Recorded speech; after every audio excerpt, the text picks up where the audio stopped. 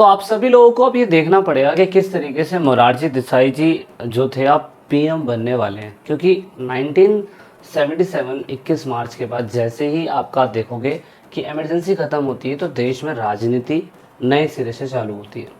अब इलेक्शन का दौर हुआ क्योंकि भाई 1971 के अंदर इलेक्शन हुआ था, अब 1976 के अंदर जाके इलेक्शन होने वाला है। अब इलेक्शन के दौरान आप नोटिस करोगे कि इलेक्शन के अंदर बहुत सारी चीज़ें हमें देखने को मिलने वाली है। इस 1977 के अंदर इलेक्शन डिक्लेयर होता है, अपोजिशन पार्टी जो है पूरी तरीके से जनता के जनमत संग्रह की बात करती है और लोकतंत्र बचाओ का नारा लगाया जाता है। लोकतंत्र बचाओ ये वही नारा है जो जेपी जी ने 1971 के अंदर शुरू किया था बिहार मूवमेंट के बाद।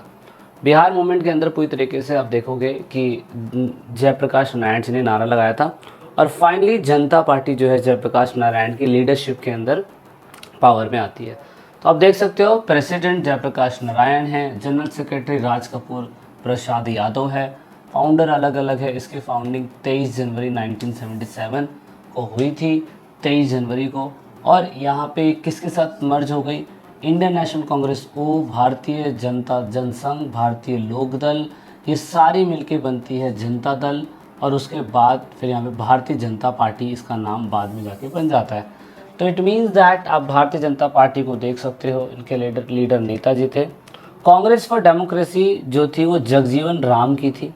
जगजीवन राम ने अपनी एक अलग पार्टी बनाई थी और जगजीवन राम ने जो पार्टी बनाई थी बाद में जाके वो जनता पार्टी के साथ मर्ज हो जाते हैं। अब इस तरीके से ये सारी पार्टियां जो है एक साथ आ जाती हैं और आप देखोगे जनता पार्टी फाइनली इलेक्शन जीतती है। रीज़न क्या था? रीज़न था देश में इमरजेंसी का लगना, और देश में जब इमरजेंसी लग गई तो भैया आप जनता जो है परेशान हो रखी है। इसीलिए आप कह सकते हो कि जयप्रकाश नारायण एक अच्छे लीडर थे जिन्होंने जनता को जीत दिलाई। और फाइनली जितने भी नॉन कांग्रेस पीपल थे उन सभी लोगों ने क्या कहते हैं, पूरी तरीके से मैं कह सकता हूँ कि नॉन कांग्रेस पार्टी जो है वो ये चीज़ प्रूव करके दिखा रही है कि भैया हम सारे अब यूनाइट हो गए। यानी कि 1977 1971 के अंदर भी एक ग्रैंड अलायंस हुआ था पर वो फ्लॉप हो गया था, लेकिन इस बार इस ग्रैंड अलायंस का फ़ायदा हुआ। और फाइनली आप देखोगे इलेक्शन का रिजल्ट हमारे सामने आता है। टोटल 542 सीटें होती हैं और जनता पार्टी उनमें से 330 सीटें लेके आती है। तो बहुत बड़ी बात है कि जनता पार्टी इतनी सीट लेके आई। ओनली कांग्रेस को 156 सीटें मिलती हैं। अब यहाँ पे आप ये मैप देख सकते हो, भारतीय राष्ट्रीय कांग्रेस पीला पीला आपको दिखाई दे रहा है और उसके बाद जो आपको ग्रीन दिखाई दे रहा है वो जनता पार्टी का दिखाई दे रहा है। तो फिर भी ऐसा क्या हुआ कि देश में इमरजेंसी लगने की वजह से साउथ के अंदर इमरजेंसी का कोई प्रभाव नहीं पड़ा।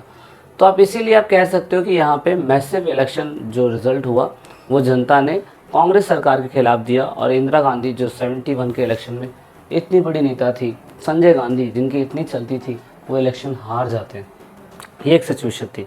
कांग्रेस जो थी बहुत इलाकों के अंदर नॉर्थ में सीटें नहीं ला पाई, लेकिन फिर भी साउथ के बहुत इलाकों के अंदर वो सीटें लेके आई। उसका सबसे बड़ा रीज़न मैं क्या बोल सकता हूँ? उसका सबसे बड़ा रीज़न जनता पार्टी का ये हो सकता है कि भैया साउथ के अंदर इमरजेंसी का ज़्यादा प्रभाव नहीं पड़ा, इसलिए कांग्रेस ने ADI-MK के साथ मिलकर वहाँ पे गठबंधन की सरकारें बनाई थी। तो ये भी एक बहुत अच्छी बात है। जनता पार्टी जैसी पावर में आती है तो अब 3 नेता सामने आते हैं। जगजीवन राम ने तो कांग्रेस फॉर डेमोक्रेसी इनके साथ अलायंस कर ली थी, इसलिए लोगों को लगता है कि ये भी बन सकते हैं। चरण सिंह और यहाँ चौधरी चरण सिंह एंड मोरारजी देसाई, जो ये लोग थे ना, ये सबसे आगे थे पीएम की सीट में। क्यों? मोरारजी देसाई की बात ले लो, 1967 के इलेक्शन के टाइम पीरियड से वो इंदिरा गांधी के खिलाफ थे और वो इलेक्शन लड़ना चाहते थे पीएम के चेहरे के लिए, लेकिन सिंडिकेट मेंबर बीच में आ गया। फिर 1969 में कांग्रेस के 2 टुकड़े हो गए, तो वहाँ पे कांग्रेस अलग होगी। उससे पहले उन्होंने पार्टी से इस्तीफा दे दिया था। प्लस गुजरात मूवमेंट के अंदर मोरारजी देसाई जी एक अहम चेहरा थे और बिहार मूवमेंट में तो आपके चौधरी चरण सिंह थे, तो वो तो पावर पे आना ही नहीं चाहते थे। इसलिए सबसे सटीक और सबसे इम्पोर्टेंट चेहरा आपका आता है मोरारजी देसाई का, और देश के अंदर चौधरी चरण सिंह जी उसके बाद आते हैं। तो मोरारजी देसाई जी पीएम बनते हैं और यहाँ पे उन्हें बाद में दिक्कत होती है। तो आप ये कह सकते हो कि पीएम का चेहरा आप देख सकते हो मोरारजी देसाई जी का था।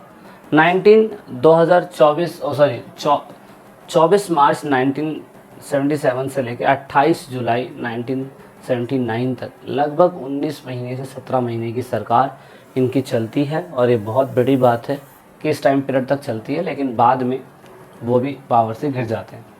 लेकिन सबसे इम्पोर्टेंट बात जो है, जो हमारे एनसीईआरटी में दी हुई है, सरकार जैसे ही अपॉइंट होके आती है, ये सरकार पूरी तरीके से एक सबसे बड़ा फैसला लेती है।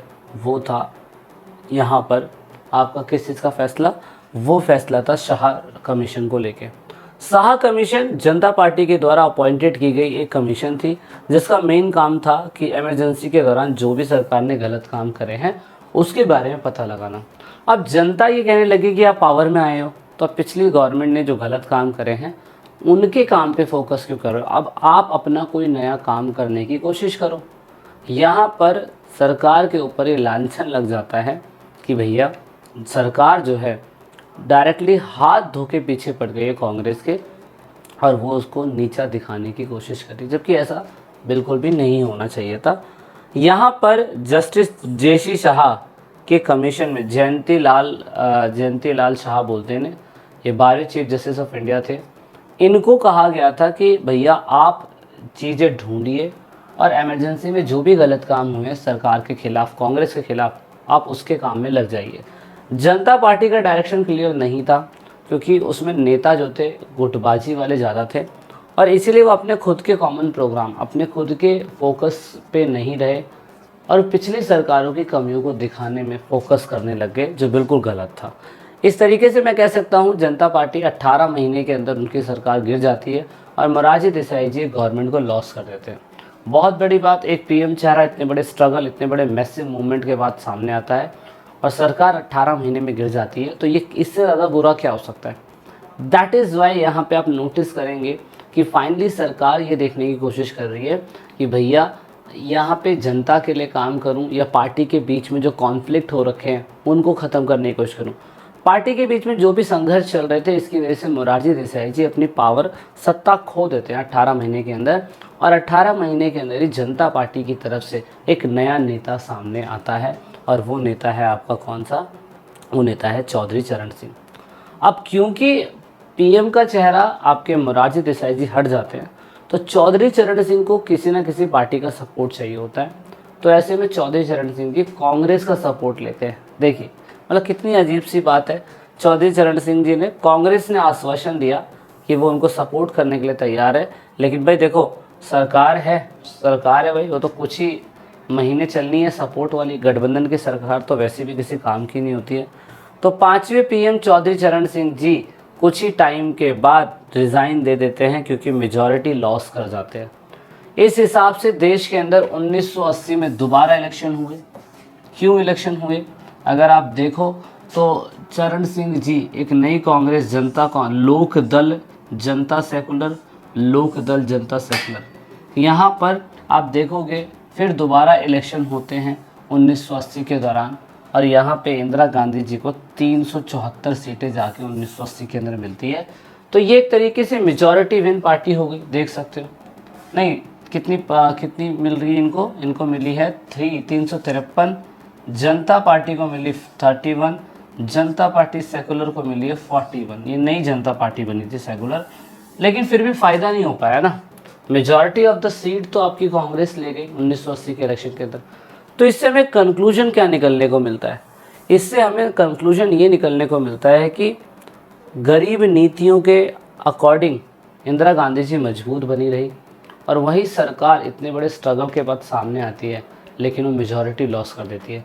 इससे ये समझ में आता है कि जनता जो है झगड़ालू और अस्थिर पार्टी को कभी भी क्या कहते हैं साथ नहीं देगी, और ऑफ कोर्स जनता जो है उनको हटा देगी, जैसा जनता पार्टी की सरकार के द्वारा किया गया, मतलब जनता पार्टी की सरकार के साथ हुआ।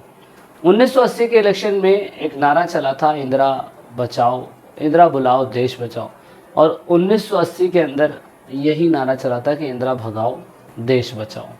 तो ये सिस्टम नारोबाजी पे बहुत था, और जितने भी अभी तक आपके नारे आए हैं आपको एग्जैक्टली पता होना चाहिए कि किस किस टाइम पीरियड पे कौन कौन से नारे लगाए गए। जय जवान जय किसान, लोकतंत्र बचाओ, गरीबी हटाओ, इंदिरा हटाओ, देश बचाओ, लोकतंत्र बचाओ, इंदिरा बुलाओ, देश बचाओ, कितने नारे थे। तो मुझे खून दो मैं तुम्हें आज़ादी दूंगा, है ना। तो बहुत सारे ऐसे नारे हो सकते हैं। इन सभी नारों का आप सभी लोगों को ध्यान रखना है, क्योंकि रीज़न ये है कि पेपर में कहीं से भी पूछे जा सकते हैं। तो ये था पूरे चैप्टर के अंदर 1980 तक की स्टोरी। 1980 के बाद अब क्या हुआ है, 1984 में ऐसा क्या हुआ था कि इंदिरा गांधी जी की डेथ हो जाती है, ये हम आने वाले चैप्टरों के अंदर पढ़ने की कोशिश करेंगे। आई होप आपको ये चैप्टर समझ में आया होगा। अधिक जानकारी के लिए आप मिलिए हमसे नेक्स्ट चैप्टर के अंदर। इस चैप्टर में तो इतना ही है। Thank you. जय हिंद, जय भारत, वंदे मातरम, भारत माता की।